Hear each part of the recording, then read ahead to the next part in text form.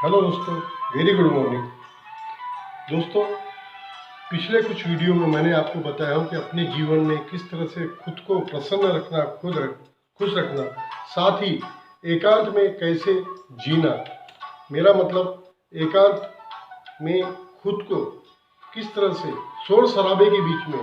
अपने आप को रखना। और दोस्तों, मेरा कहने का तात्पर्य यह है कि खुशी कहीं बाहर नहीं है, खुशी आपको अपने अंदर ही ढूंढना है। ईश्वर ने तो आपको इस लोक में अपने पुराने कर्मों के हिसाब से जो भी जीवन देना है दे चुका है। उस जीवन में आपको मिले हुए सब सहज परिस्थितियों के बीच में अपने आप को एडजस्ट करते हुए ही आगे बढ़ना है। अब दोस्तों, ये तो बात सही है कि कोई भी परेशानी, कोई भी टेंशन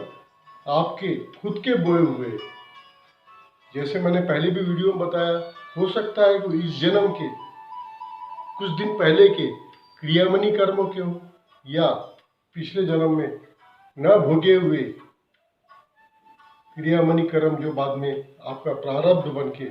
इस जन्म में आपके साथ, आपकी आत्मा के साथ आ गए, वो आपको तो देंगे ही देंगे कष्ट। लेकिन दोस्तों, ये मैं आपको पिछले वीडियो में भी बता चुका हूँ कि वो कुछ भी किसी तरह से आपके साथ स्थायी नहीं रहने वाले। बस फर्क इतना है कि जो सुख है वो बहुत जल्दी आपके से दूर होते हुए, जाते हुए महसूस हो जाएगा, और वहीं पर जो दुख है पहाड़ समान आपके सामने काटे नहीं कटेगा।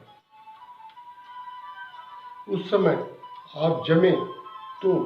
ईश्वर के तरफ जुड़ते चले जाए, और जो भी है ईश्वर के प्रति आपकी लगन, साधना, वो कष्ट का जो समय है, वो इतना बड़ा जो पहाड़ है, वो थोड़ा सा महसूस होगा, छोटा सा महसूस होगा, और देखते देखते निकल जाएगा। फिर से आप अपने अच्छे कर्मों के हिसाब से,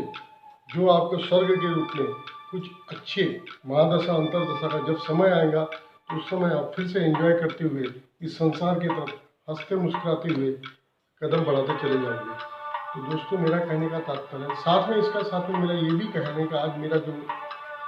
श्रृंखला है, इसमें मैं ये बताना चाहता हूँ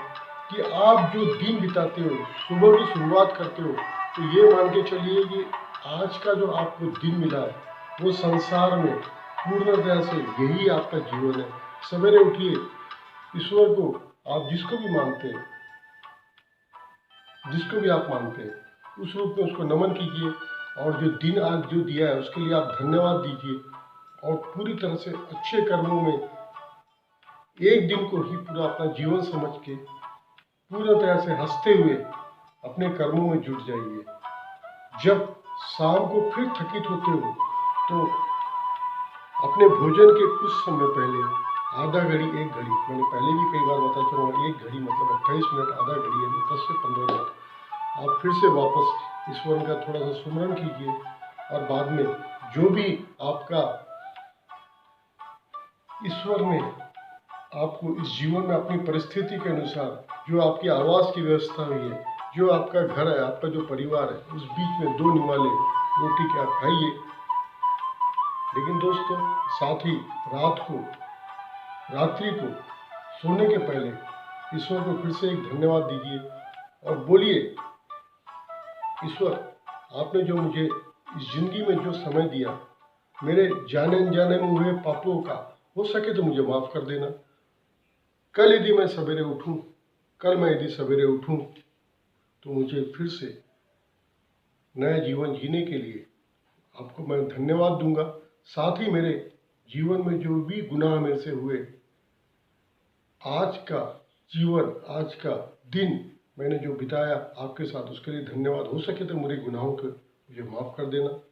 और अपनी निंद्रा को ये मान के ये आप सोना कि ये आपकी अंतिम रात है। दोस्तों, एक सुख की नींद, बिगर टेंशन की नींद आपके जीवन में बहुत ज़्यादा महत्व रखती है। यह तभी आएगा जब अपने आप शरीर को एक साक्षी भाव से, अपने आत्मा से अलग देखो, और ये मान के चलो ये ईश्वर की दी हुई चादर है, जो दिनों दिन मैली और कमज़ोर होते चले जाएंगी, और ये अपना एक समय के बाद आपको ये चादर बदलना है और एक नई चादर फिर से आपको ईश्वर आपके कर्मों के हिसाब से फिर आपके सामने आपको दे देगा। हाँ दोस्तों, इसलिए मेरा कहने का तात्पर्य कहीं भी आपको लिप्त नहीं होना है। आपको जो मिला हुआ जीवन है आपको उसको एंजॉय करना है, अपने कर्मों को योग्य तरीके से करना है और आने वाले जीवन के लिए, अच्छे जीवन के लिए, एक स्वर्ग के लिए अच्छे कर्म करते हुए एक अच्छे समय के हिसाब से आपको अपना जीवन बिताना है। Thank you very much. Thank you. आपका दोस्त, आपका छोटा भाई नूतन हमेशा